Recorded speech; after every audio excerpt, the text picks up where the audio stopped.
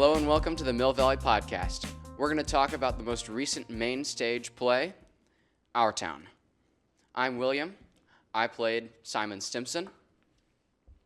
I'm Jack. I played Doc Gibbs and Wally Webb.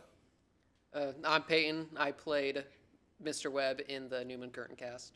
I'm Izzy, and I played Mrs. Webb. Okay, fire. Cool. All right, so everyone, if your character had a favorite 90s rock band, what would it be? Oh, shoot. 90s rock band. No, 2010s pop singer. 2010 Oh, no. pop singer. Oh, okay. Oh, Lord.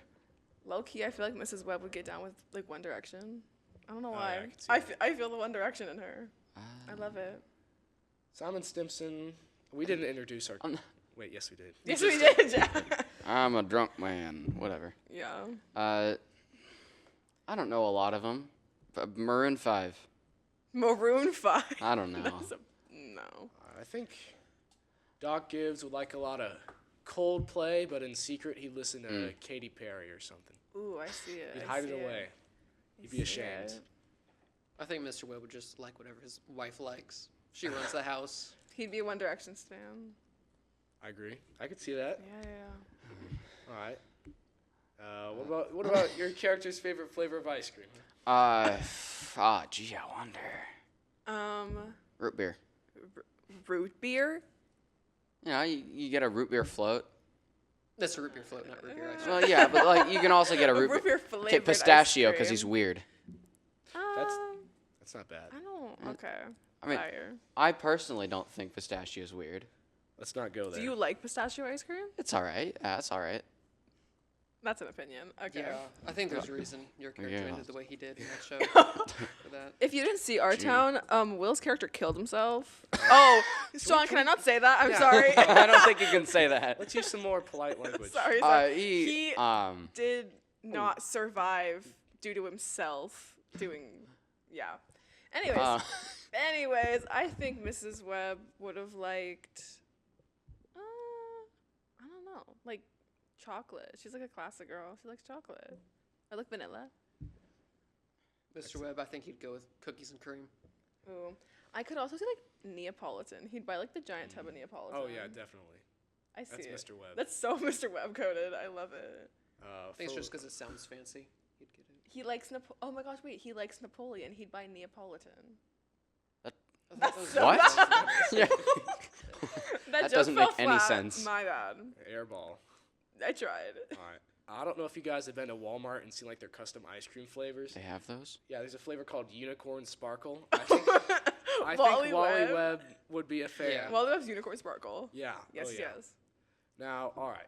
Let's move on to maybe something more relevant to the actual production. That's Doubles. not I fun. think every one of us had a double, and I wanted to ask, what was something that your double did that you really liked and you maybe picked up on, or you wish that you had done as well, and you thought was well executed?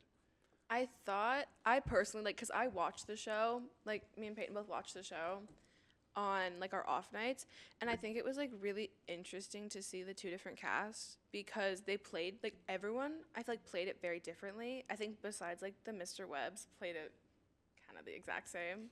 But I feel like it's, like, such, like, a straightforward character. Yeah. But I think watching Josie, it was, there was, like, some, like, maturity about her that I feel like I lacked in the character. And I feel like Josie had, like, more experience playing, like, moms and stuff because she was Vi in Footloose. Right. And in, like, every show I've been in, I've either been, like a teenager or, like, a showgirl or somebody who's not as mature as, like, a mom. And this is the first mom role I've gotten. So she had, like, a maturity that I wish I would have added to the character. And I don't know, like, some of her, like, little inflections and, like, little things she had, I feel like just added so much and like depth to the character that I didn't have. But yeah. I really liked how my double did a lot of stuff. Aiden played the character really, really well. I think we both took a lot of things from each other because we both talked about things we did. And so we kind of built off of what we were telling each other. So that's why they kind of seem similar. But I think he did a great job, especially with the timing, which, yeah, I think he did really good with timing. Just more comedic pauses. But then, of course, my character had the voice. His had more tone, things like that. just built off a lot of each other. He did great, I think. My double was Pete Williams, and since I wasn't there most of rehearsals, I kind of relied on him for everything. So any kind of like blocking or anything that I hadn't necessarily gone over before, I would just go up to Pete and bug him until he told me how to do exactly everything. So that was definitely something that was helpful to me, just like his general knowledge of what was supposed to happen, which I fundamentally lacked. I did really like seeing Logan play my character. It's very different from how I played him. If you saw it, then you'd know. And I loved how he, I'm forgetting words, improvised for scenes. What was it? One practice when someone came in late, they just Multiple people. multiple Like, people. Half of our group walked in late, and there was like, hey. Not that one. It was it might have been multiple people, but for those of you who weren't here, that was really good, and I tried to give the lines a little bit more of my interpretation of the character instead of just having this line, this line, this line. I said it just a little differently from how it's written in the script, and that was very fun. It was very fun to make my own personality for the character and backstory. I feel like you and Logan played it so differently. I feel like a lot of characters and like a lot of doubles played their characters very, very similarly. But I feel like you and Logan were the two in the show that like your characters so different. Like watching it and like being in the scene with Logan and watching him do it and then watching you on stage, your characters were just so different. And I really liked it because it added like a different element to it. Because like watching main stages that like you're also in can be like, well, I've already seen this a million times because I'm on stage doing it. But watching you like do that one choir scene at the end of Act 1 was so interesting. I love that scene. Yeah. I love yelling at people. It was so fun. different because Logan was so, I don't know. It was more subtle. It was more like subtle, but also like in your face at the same time. I don't know. He has like some like, yeah, it was very passive aggressive. You played it a lot more like straightforward, which I really liked. Yeah. I hate you all, but then Logan was like, You're okay. I don't really like you guys. But like, yeah. I did have a was question very for awesome. Jack though. Yeah. You had two different characters. Yeah. And I was just like, both your characters, yes, like Wally wasn't in a lot of it, but it was also like, as like a freshman, like how did it feel having two different characters? Or like how did it, like the process feel? Because you also like weren't there a lot. So you had to learn two different parts and then like double the lines and all of that. Yeah, so, I mean, fortunately for me, Wally had like 3 lines. So, in terms of just the memorization, it wasn't terribly difficult in that aspect. But, something that I did, which really helped me, learn the characters was I would just take a person that I know in real life and I would just say, while I'm on stage, I'm gonna act like this person. So whenever I was Wally, I'd picture, I don't know, my sister. She's like 9. I'd just do what she did. And when I was Doc Gibbs, I'd picture Jacob Lowry. And I did what he did. What did Jacob Lowry do? Where do I start? I'm a fan. I'll say that. I'm a fan of Gabe Coleman. Gabe Coleman showed me where this room was. Fun fact. Wow. I showed myself where this room was. I had no clue. Yeah, me neither. I'm proud of you. I saw room 101. I was like, ooh, that's probably where it is. Okay. I saw room 114, and I was like, oh, crap, I'm in the wrong place. But then I found this place. Story Yeah, time. that was story time. Story time. How I found this room.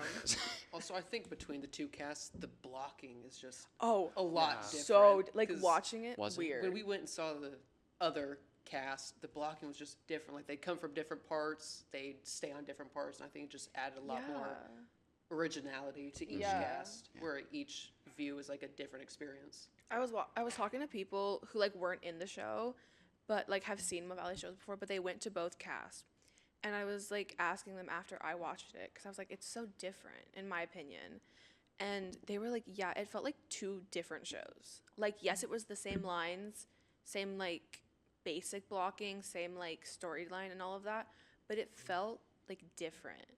because of like blocking differences, character differences, and I just like thought that was so interesting because I feel like a lot of these shows, like you two are freshmen. This is your first like acting show for Mill Valley. And only. Yeah. Well, you did tech, and that counts. But I feel like the plays Mill Valley has done are always usually comedic. They're comedic, or they're never this dramatic. Right. And this show was such like a heavy show, and I think Copeland really, really let the kids this year find their characters and find themselves in the characters. And I especially liked how in like calendars and stuff, he like put days for families to develop chemistry, couples to develop chemistry, like friendships and all of that, like to develop. And I really liked it because I feel like it just made the show so much more better. Like, so much more better. Love English, but like, I don't know. I think that was so fun. And speaking of like character, when did you guys get your character down how you wanted it? Because like for Mr. Webb, I didn't get him down how I felt worked for me until the final rehearsal. Oh, yeah, I definitely went over it with my dad and my stepmom, and we would just went over how does a drunk guy act. It's like, my dad taught me how to sit down weird, and it was very fun to be angry, but also have an interesting backstory. I don't know if we're going to talk about our character backstories. We should. But it was very fun to come up with a backstory for a character because I love writing stories. And then act based on what I thought my character would be like based on that backstory that I wrote. I feel like it was so interesting because I think us three, our characters have backstories and backstories that are told by the stage manager. Like, we got married. He was like 20, like older 20s. I was younger 20s. Like, we got married young, had kids young, and then both of his characters had backstories. Like, he was like a 12-year-old kid, and then like he was Doc Gibbs. But I feel like your character never really was like explained with what his backstory was. So That's what made it so fun to make him. what was your background? Just like tell us about it. Grew up in, what were we, in New Hampshire, so he grew up in Vermont, and his sister moved away to college, and his parents were never really present, which explains why a lot of things happened, yeah. And his sister went away to New York to go to college, and his parents were already avid wine tasters, and they had a big old cellar downstairs, and they'd often let him have sips and stuff when they were home. So he got the taste for that at a young age, and he just kept going until it ruined him. But he was always good at music, singing and conducting and leading. So he took that job as a choir director seriously until a few years, and then he kind of let go. That was explained so much like the stage manager. Like, I literally heard Baron saying that. I don't know why. That's just like, it was the stage manager. Like how he said that. I could picture that. Yeah. It sounded like worded like the stage manager. I am the stage manager.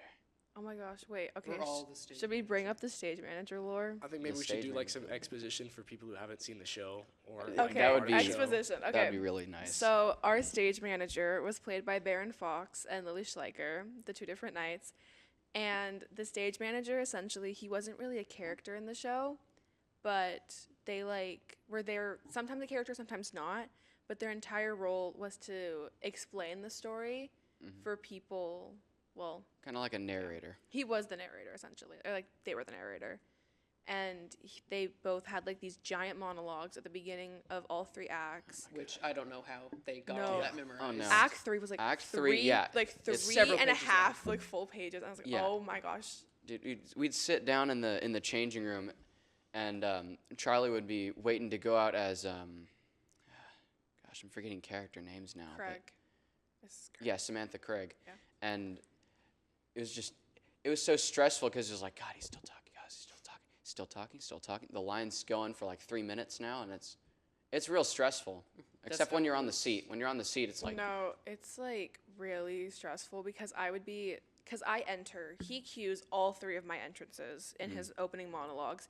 So in Act 1, he'd just be talking and talking and talking, and I have to listen for this one specific line.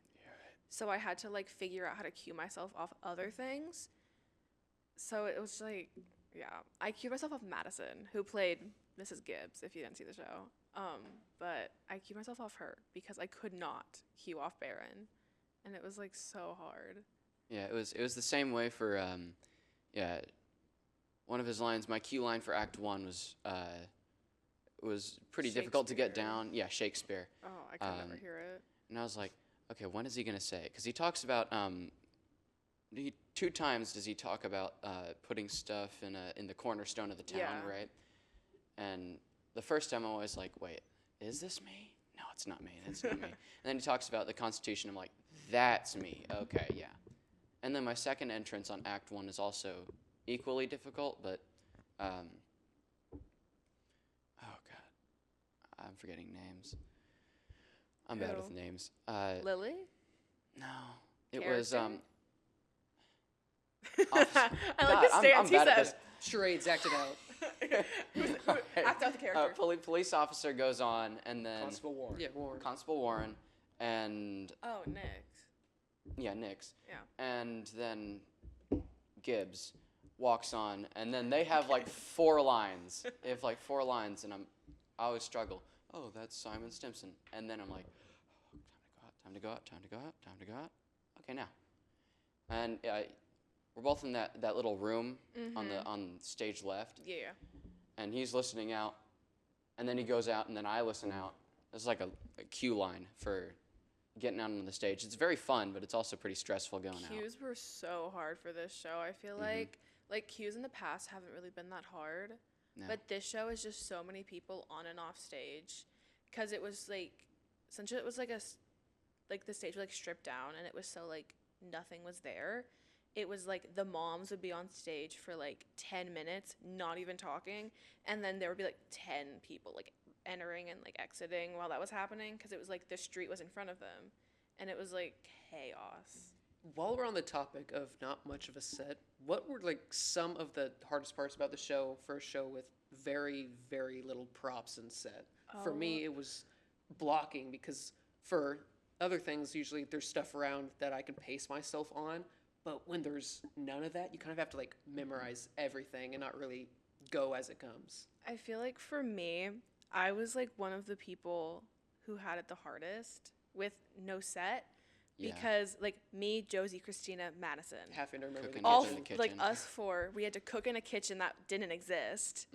And it was very specific, because we looked in the back of our scripts when we were talking to Copeland one day, and it had what would be the set in the back of it. So we had to memorize our houses, like exactly memorize it off of what it was, because we had to cook and we had to look like we knew what we were doing, and like we did it every day, because that was a huge part of the show, was that these moms did it every single day for like 40 years and 20 years in a row. And it was like originally hard, but then I think I finally like got it down. I got like the exact thing in my head of what I did when, what I got, how many things I got. And it's like I would be on stage like counting. I'd be like getting like dishes or something, and I'd be counting how many I got. So I got the exact amount I needed. And it was like very, very meticulous, at least for me. I'm very glad I didn't have to imagine any sets. I just had to stumble around. Yeah, you got the actual sets. I did. I You was used very the ones lucky. we had. I didn't have to cook or go into a medicine cabinet or Yeah. get any plates. It was very fun. I agree. The actual like props, like pretending to read, say, a newspaper, I found that to be pretty easy. But I think I washed my hands in the microwave a couple times. at this. Well, we don't have a microwave. It's the 1910s. Well, we On the don't have stove. anything. Did you put your hands in the oven? Yeah, probably. Yeah. Honestly, yeah. Yeah. This is how I dry my hands. All right, kids, it's hot. Okay. That was awkward. That was really awkward. Jack, what's your next question? Okay, so you guys remember I brought up how I was inspired, my characters were inspired by people I knew in my everyday life. And I was wondering if you guys had a sort of similar method, or if looking I should back hope on not. it, your characters remind you of someone that you've seen. I was kind of inspired for Mr. Webb by kind of like myself, because I ramble on about everything. I'm involved. Well, not really involved, but I have a lot of little hobbies that I talk about all the time, like when it comes to my like insects and stuff, I'll talk about that all the time, and then something will come up. Oh, hey, I start talking about something else, and then that's kind of where I went with Mr. Webb, but just much older. With his incubator. The I think for me, I didn't have like a specific person, but I definitely took inspiration from Josie because that's my double for those who don't know. I was inspired by like how she played Vi in Footloose and like how Lily Schleicher plays all her characters because there was like a maturity that I wanted to have in this role because it was so different and I wanted to like do good at it because it was a mom and it was like a mom, especially in Act 3. It was like hard because I had to be this like mature mom who like lost their kid and I had to like not look like a teenager doing it. So I think I'm just like a teenager crying over this kid, but it's like I don't know, I needed to like have a maturity and I think Josie had it and I think Josie being my double especially, like what are you doing? Like pushed me really hard to like be the best I could. Just like to act like a mom. I didn't really have an inspiration for baseball player. I just had to act like a really fun-loving, you only live once kind of person. Like I want to get everything done while I still have time and which while I'm wasn't still very young. long.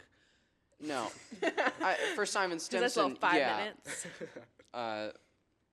But also for that baseball player, that's why I didn't go to George's funeral. He's also very spiteful. Oh wow. It's like, Hey, George left the didn't team. die. George didn't die. no. George didn't sorry. die. George's wife's funeral. Oh, fire. Thank you. okay. Thank you. We watched the same Hey, show. Clarification. Yeah. Clarification. George left the team, and I'm guessing the team kind of went downhill, and he's blaming that on George for leaving and getting married. So So like the like- Sandlot? What? The Sandlot? Because that one kid like left and then all of them like, okay. Is it? I Have you don't never track. seen Sandlot? Oh, is that a movie? who? It's a movie. You haven't seen Sandlot? What happens? Did you get my reference to like the end of Sandlot? Yeah. Okay, fire. You Is that two the are one where just I don't know like- if they were mad about it though. no, they weren't like mad about it, but I just like like the main guy left and then they just none of them like kept playing baseball. It was sad. Doesn't that very movie have a sad. sequel though? We're off. I think topic, they're all guys. old. We're very off topic. I haven't think it's seen like it. recent. All right, let's think here. Stage manager lore? Pressure's Or on. Stage manager lore? Oh, we never yeah. finished yeah. it. Yeah, we We brought never that even up. started Oh my it. gosh. Actually, I did. Anyways, so the stage Whatever. manager, yes, the stage manager narrates our lives essentially, and it was, it was I think the first or second rehearsal of Our Town where we like were sitting in the little theater discussing the show so we could understand it, and there was a question of what do we think the stage manager represents, and then someone raised their hand and goes, I think the stage manager is God. And I think all of us took it as like a joke, but then we realized it was kind of like correct. Really true. It was very much like the stage manager is God, because the stage manager. He's timeless, and he also knows everything, word for word, like kind of photographic memory. What's going to happen when he does check the watch a couple times, so maybe not like super omnipotent, but But he's also old, so it's okay. I think millions of years is kind of old. Yeah, I think he also like controlled what happened to Emily in the third act, and for those, we have to clarify for people who didn't see the show. The third act was about death, and it was Emily was in the afterlife, and essentially came back and relived her 12th birthday with like her mom and her dad. The start of it. The start of it, and then she left because she got sad. Yeah, she got really depressed because no one looked at her. She was watching herself live of that day, so she didn't actually feel any of those emotions. So it got really depressing. I heard from a few people that watched the show, that was depressing. So it was really interesting, and Katie Davis's speech on the third night of the show had everyone in tears, including the actors. herself, and the people backstage, and you can say your comment. My comment was, I'm not like, okay, Katie did so good. Love her. She made me cry like every single day. I do want to say, third day, she told me I made her cry in the third act. Congratulations. Thank you so much. I want my credit. My entire choir told me I made them cry, Oh, just for a different reason. because you were mean? Yes. Fire. I feel like the third day, personally, everybody was like, school appropriate. Everyone was locked on in. fire. There we go. Everyone was just like on it that night because, What else was she especially, like, gonna say? I was Yeah. gonna say on one, but like I don't know if that was appropriate. I don't know. I feel like everyone was just like locked in that night, and I feel like everyone did so good, and there were so many tears shed that night, like so many, and it was like crazy. Yeah, the second performance for each cast was much better than the first one, and everyone did wonderfully on all nights, but specifically the second night for both casts was wonderful. I wish I could have seen the Newman cast from the seats in the auditorium, but I had to play baseball player and watch in the scene shop, which was good, but the TV quality was like 480. TV quality is bad in the back. Fun fact. No. Yeah, and the sound kind of echoes back there, so It echoes awfully. It's It's to the point you horrid. can't hear what they're saying. yeah. No, yeah, it's bad. But it was still really good, even with the bad TV quality and audio echoing. Give theater more funding. Yeah, please, Oh, fire. Holder, please. please. I mean, on that topic of the show nights, I also thought all the shows were super good. Like, this was one of the only years where I could say, like, if I was watching the show, I would not be able to tell anything was messed up at all. Like, in Footloose, there were a couple times I was like, oh, okay, he made a mistake. Like, and that's myself as well when I wore my bright neon orange shirt to church. Rip. But this year, especially, I couldn't think of a single thing where if I was in the audience, I would say, oh, well, you messed that up. It flowed perfectly. Yeah. it was very good. I heard from Miss Gray, like I heard this from Copeland, but Miss Gray, obviously Blake's mom, she's been to so many shows and she's seen so many productions that this department has put on. And it was after opening night, she told Copeland like she literally could not find a single time like someone clearly made a mistake or like someone like clearly didn't know a line or anything. And she said it was probably like the smoothest that a show's ever gone. And I agree. And I definitely feel like the show's going so well for all 4 nights was because how much time we took developing our characters. Because since they were so like well developed, even if we did forget a line, we were able to cover it because we knew our characters so well. And it was good not to have so many songs, so we wouldn't have to practice dancing and all the music. So we had a lot more time to think about our characters. But it was also a much slower paced show than all of our other ones, which definitely gave us time to think through our lines before we said them. Whereas in Footloose, I saw that it was just fast paced, line, line, line, line, line. In this show, it was line, these characters are in this moment, and you have all these lines. They're actually talking to each other. Yeah, it was very clear in this show that people were living in the moment and not like looking to the future, which I really enjoyed. Yeah, all the characters felt very real in this show. And Yeah, not to say that they without didn't feel real in other shows, Yeah. but this show just felt like less like a bunch of teenagers putting on a show for a bunch of adults, but more like a bunch of people living their lives on stage. It was very powerful. Loved this show. On the topic of it being a more serious play, what do we think the theme is of the show? Because usually shows like this usually have a takeaway to take home after it. Right, yeah. The main takeaway that we would all come to first would be just to appreciate life and appreciate what we have in front of us while we have it, because it's not there for long, and life is just one of those quick physical experiences that your soul will have. Yeah, and I think the play builds up on that very well because it's very slow building, and then Act 3 is just like a bus, boom, someone's dead. And I think especially Emily's speech, partly with the stage manager, but also with Simon, kind of shows that because she's wanting to go back to a day, and it's, oh, pick the least important day of your life, because it shows even in the mundane, you can derive some of like your greatest memories from things that seemingly are unimportant. Yeah.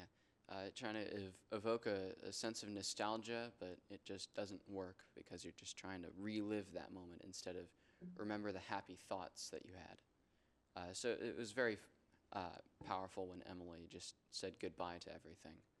Yeah.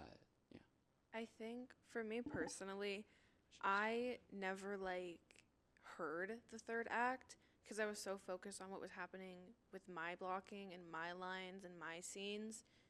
And like there was one day before, I think it was either opening night or the second night,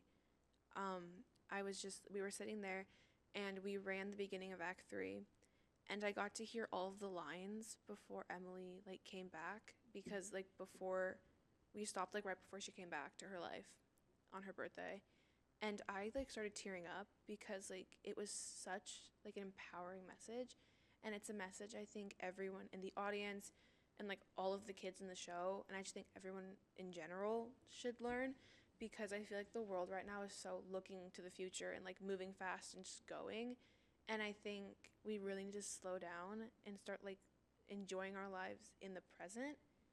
And I think it's just a message that the show also tells so well, because George and Emily are constantly talking about the future through the entire show.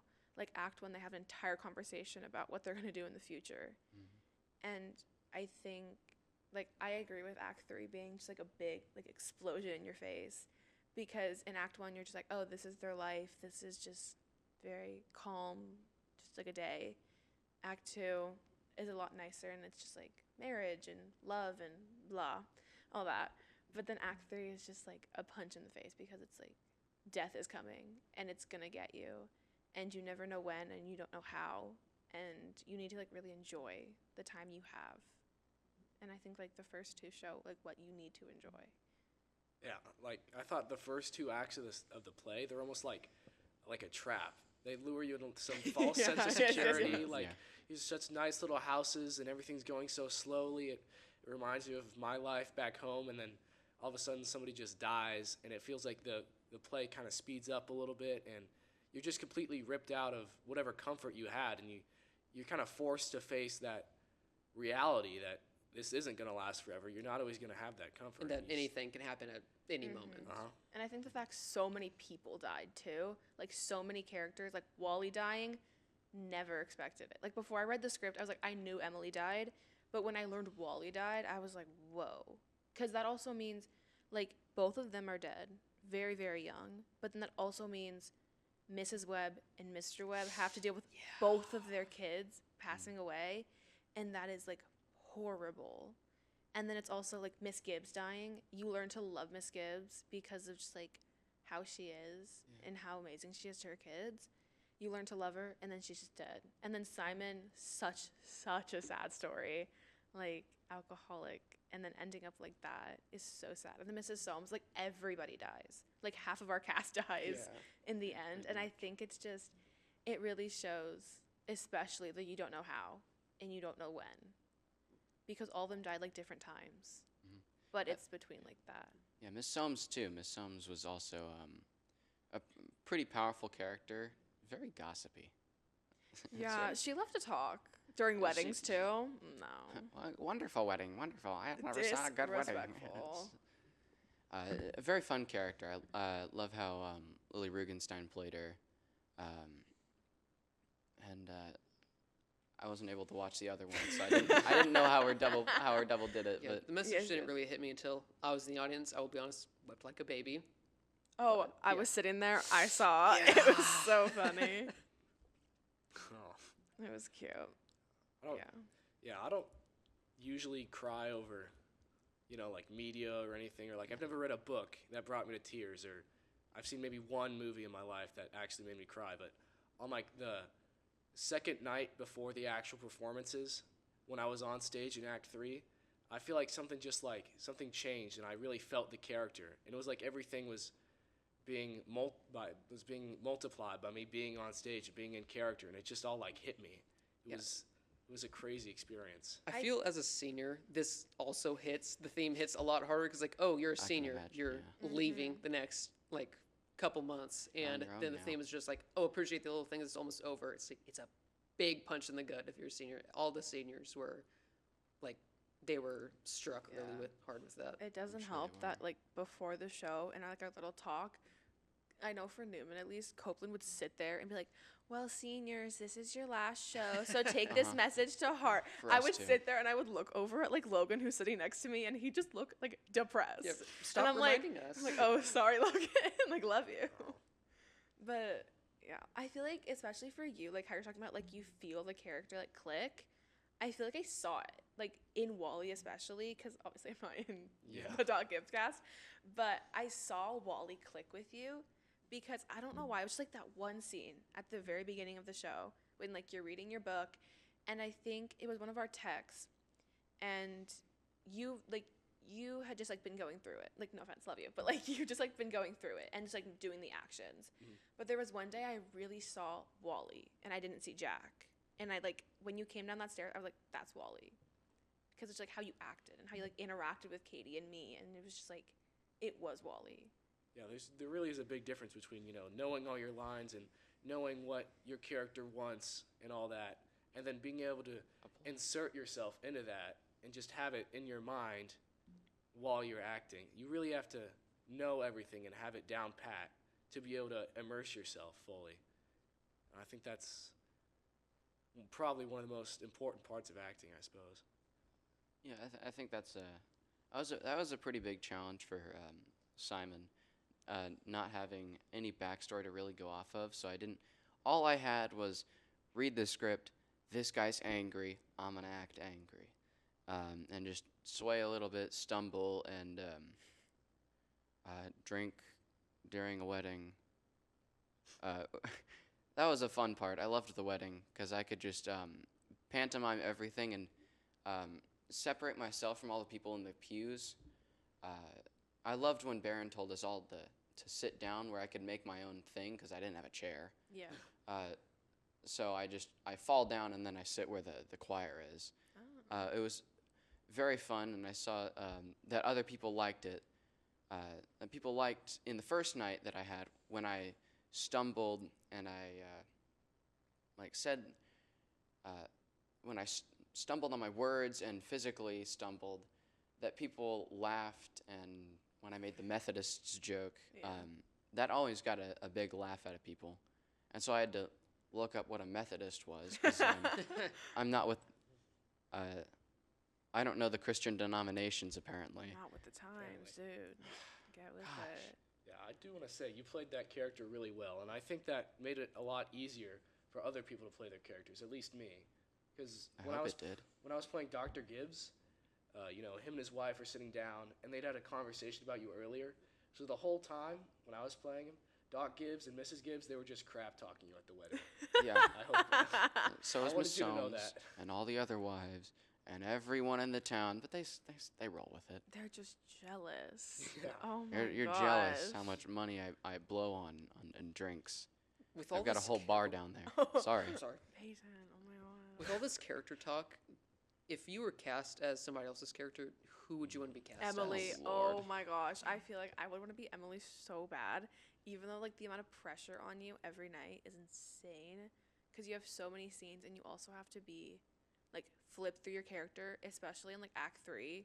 That is so hard to like get into your feelings that hard. I keep hitting this mic, but it's like I feel like Emily would be such an interesting character to play. But I think the two people who were casted as Emily were perfect. Oh, they handled Yeah, it. of course. Perfect. I would love to have gotten cast as Howie Newsome. Yeah. But also now I see it. now I see that it. now that I've played Simon, I really couldn't imagine a more fun character for me to play. 'Cause there's not too many lines to memorize, and there's not a lot of stress. It's less memorization and more improv than memorizing a lines. And so I just loved playing that. So I couldn't imagine a better character. But if I had to choose, Howie Newsome. For me, I really enjoyed the characters that I got because with Wally I could be a little more silly, and Gibbs I could take it more seriously.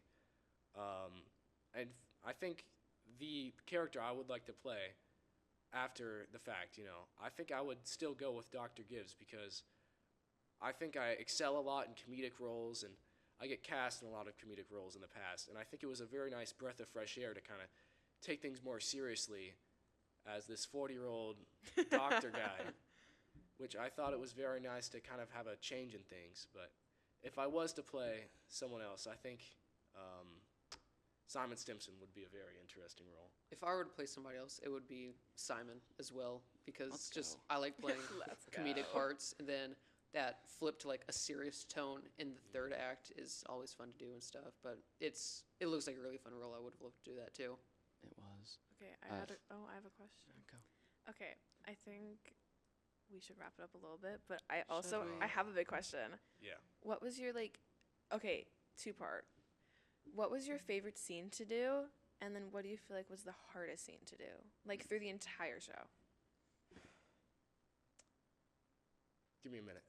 Do you want me to go first? Oh, yeah, you go Yeah, first. Okay. I think for me personally, my favorite scene to do, I feel like was like the beginning of Act 1. Because I think you really get to see, like, you don't see a lot of her at first. You don't see a lot of Miss Webb at first. You kind of just see, like, her daily life and her with her kids. But you get to establish how much she, like, loves her kids. Because you can clearly see it in how she treats them, that she cares so much for them. But also when she walks out and her kids leave for school and she talks to Miss Gibbs, I think you really get to see both of those two characters outside of their like mom roles and outside of how mature they are. They're actual people, and they like have actual conversations that aren't just about like their kids or about like stuff like that. But I feel like the hardest scene was the funeral in Act 3. Well, actually, like all of Act 3, because like ignoring Katie was so hard. Sitting there when she's like behind my back, like begging for me to see her, and I just had to walk directly through her over and over and over again because I had to walk around, do my daily routine, like she was upstairs getting ready, but she's standing directly behind me, and I'd have to just like walk right through her. But also the funeral, like when I walk over to the grave, and I feel like Payne's gonna know what I'm talking about, on a night 2 of my cast, I walk over like to her grave, and I just start bawling my eyes out. And it was so funny, but I just start bawling my eyes out, like at her grave. And I have no idea why. Like, I really don't know why. I don't, like, there wasn't, like, anything in the scene that, like, got me, but I think I was just so into it, and I think that was something everybody else was, too. And so moving. I just love that. Agree. There weren't a lot of difficult scenes to play Simon in. Act 1 was kind of iffy because you've got I have to have them sing, and once they're done singing for the first time, the stage manager has to have a line, which I totally skipped the first night, and so I had to wait for that, and then I had to go and be obnoxiously loud, but also walking on stage and looking Aiden dead in the eyes, say nothing while he talks to me. It was everything in my power. I could not laugh. Like, I had to bite my tongue so hard.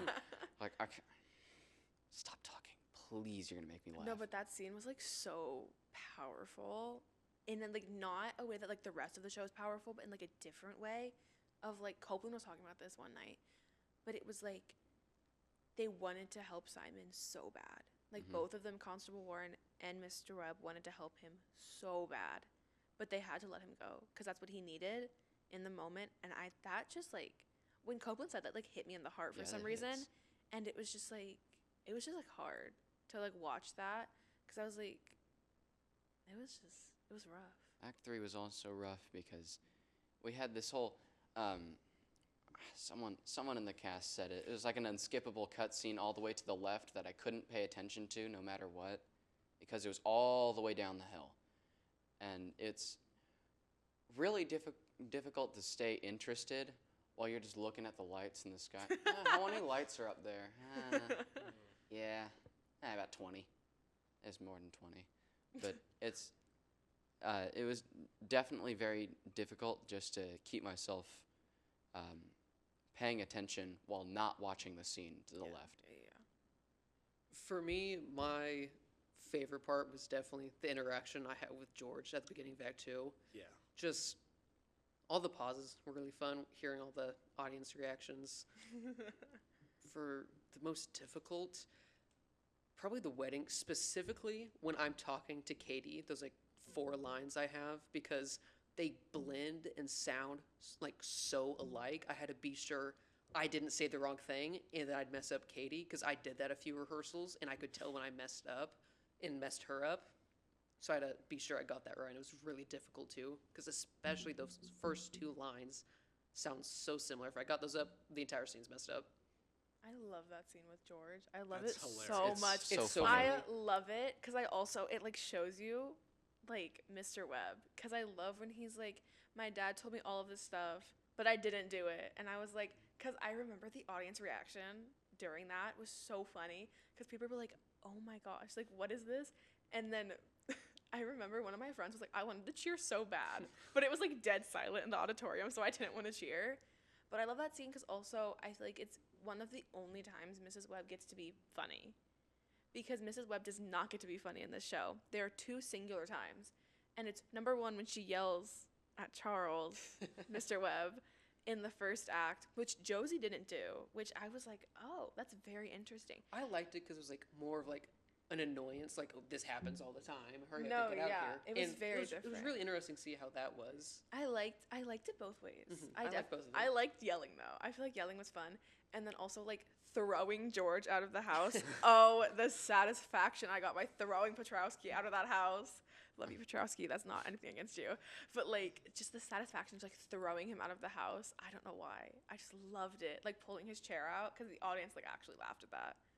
Oh my god, loved it. For me, I think my favorite scene as well was the very first scene for Dr. Gibbs when he walks out, and you just see him interacting with a bunch of these different people in the town, and you just see what the everyday morning routine is, and it really does help you get immersed, which is probably one of the most powerful parts of the play, is how immersed you get in the world and the characters. And I think the very first scene does such an amazing job of setting all that up and getting you interested and invested, which really makes the rest of the play work. That's why I like the first scene so much. And for the hardest, it's Act 3, big surprise. And it was definitely most challenging for Wally, because like you said, Will, there's this whole commotion going down just to your left, and you have to act like it's like half a mile away. Mm-hmm. So you have to not look over there because nothing's happening. But at the same time, it's so emotional, and you just have to pretend that nothing's happening. It's hard. That's very similar. I keep going back to this Act 3 scene over and over again, but it's like, It's a good it's the scene. same way with Katie is like talking to me, right? But she's not talking to me as her 12-year-old self. And in the scene, she's her 12-year-old self and her 26-year-old self. So it's like really hard to, originally we had to run that scene so hard, like into the ground, because we had to figure out what was 26-year-old Emily, what was 12-year-old Emily. Because, and at points I would be talking to straight no one, because 26-year-old Katie would be behind me just like talking to me, but then I would have to walk over to the table where like 12-year-old Emily is supposed to be. I would be talking to straight no one, and then Katie would have to walk directly into my eye line to make it make sense, and then she would talk as 12-year-old Emily, and it was so hard to figure that out. And it was just like, but once we got it, and it was like more powerful when we got it, because it was like you could easily tell a difference between the two of them. Yeah. I did like what Peyton said about having a cue line where he messed up Katie a few times, saying the wrong thing in a row. We do talk about how it's difficult to memorize our cue lines and how it's stressful it is to actually get out there. But there's also a lot of stress on people with the cue lines, because you have to make absolutely certain that you say that line. And I especially think it's stressful at the stage manager that you have so many lines and so many cue lines for other people that you absolutely have to memorize. So I saw Baron go to the changing room and write down on his hand what Charlie's cue line was, and then go out there just so he absolutely would not forget that. And yeah, I think having the cue line is a little more stressful than reacting walking to out it. to the cue line. Right. Because it's like, I feel like when you walk out to the cue line, it's easier to get like, you figure out the context around the line, so you can just like figure that out and like know. But it's like when you actually have it, you have to make certain. Like if you forget an entire chunk of your monologue, you cannot miss that part, because that cues like the entire choir. Like with the Shakespeare line, it cues the entire choir to walk out, and it's like rough. Baron backstage. Oh I saw him, my he was gosh. always stressing. He would be sitting in the scene shop, he'd be sitting in the scene shop, pacing back and forth, just saying his lines. He looked insane, but it was so funny because I'd walk back there and I'd be like, "Hey, how are you?" And he'd be like, "I'm good." Then he'd keep running his lines. He'd give me like 3 words, and I'd be like, "Keep going, King." And then I walk away, just like go to my spot, because he like yelled places, and I'm like, "Oh my gosh." I always wanted to give him like some words of motivation, but he was just so in the zone. He was so locked didn't in. want to interrupt him. No one could like touch it, and I loved that because I feel like Baron gets so into his roles, and he was so good in this one, and I'm like happy about it because he put so much effort into this. Yeah, Lily too. I Yes, liked going backstage and just like, "You're doing good. You're doing good." So yeah, Lily was very motivational backstage, but also definitely just like Baron, reading her lines. Okay, this is what I say. This is what I say. This is what I say. And that's just the stress of having a character with half the play's worth of lines. Just in one monologue. It's Yeah. just the entire play in one monologue. Yeah, you pretty much could. Yeah. I feel like Lily was so interesting to watch as the stage manager because I was so used to Baron. But I feel like they played very similar, but also very, very different. I don't know. There's like I noticed that too. there's like a different air about both of them, but they played it the same. But it gave different vibes.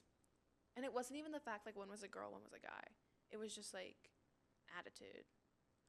That's definitely one of the cooler parts I think about, the theater is you get this framework for your character, you get the blocking, the lines and everything.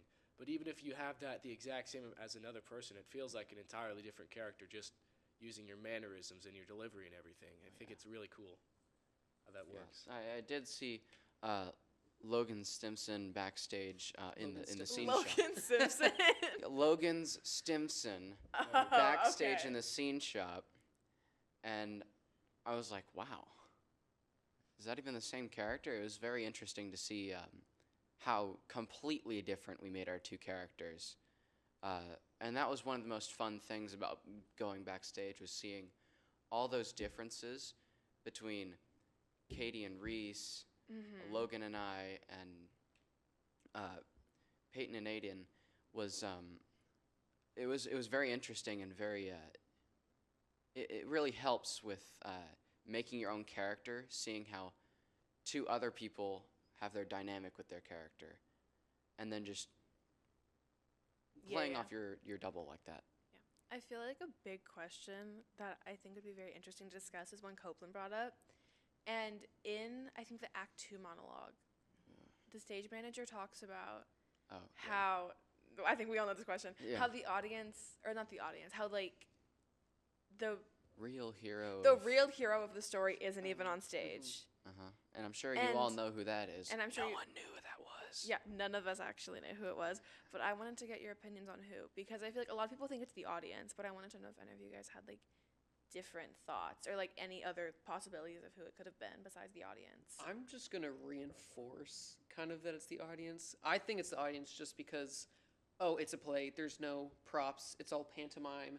And the real hero is the audience because, like, the theme is kind of, like, pandering to the audience. And it's, like, their job to accept and process that theme. If they don't, like, get it, then actors haven't done what they need to be doing, and then they kind of like carry the show by how they perceive what's going on. No, you go. Yeah. You go. I always thought the stage manager was referring to God in that scene, specifically because they say the real scene isn't on stage at all, and you all know who that is. And I just thought, what with it being like like a wedding and a sacrament, as he says, I think it would definitely make sense for him to be referring to God as the hero of that scene, because it's a sacred wedding. You know, God's the Yeah. In a church and all. in a Yeah. church and all. He's the witness to the wedding and all that. And I just thought if he was referring to the play as a whole, he probably would have said something like the real hero of this production or this play. But just the fact that he was referring to the one scene with the holy marriage made me think that must be referring to God. Yes. He's referring to himself. He's God. I'm the real hero of this story. Simon Simpson's on stage, bruh. You're on stage. Well, am I? Are you drunk? Do you Yes, remember it? very. Very. I did think more in the context of the story. Like, if the stage manager is God, then if he's on stage, it can't really be God. And the audience, yeah, but I also think that he's talking about the marriage specifically, and not just the production. So I'm thinking it's just nature, Mother Nature, that brings them all there and helps them and lets them live and come together in that holy sacrament that is marriage. So it's nature that brings them all together and lets them love and lets them connect. So I think that's the real hero of the stage. That's beautiful. Oh my gosh. Wow. Little snaps, little myself. snaps. That was good, Will. Okay, that's it for today. Thank you so much for listening or watching, either way. If you didn't come see Our Town, come see the Rep Theater production, Emma, running May 28th through April 28th through May 1st. May 28th, we're out of school.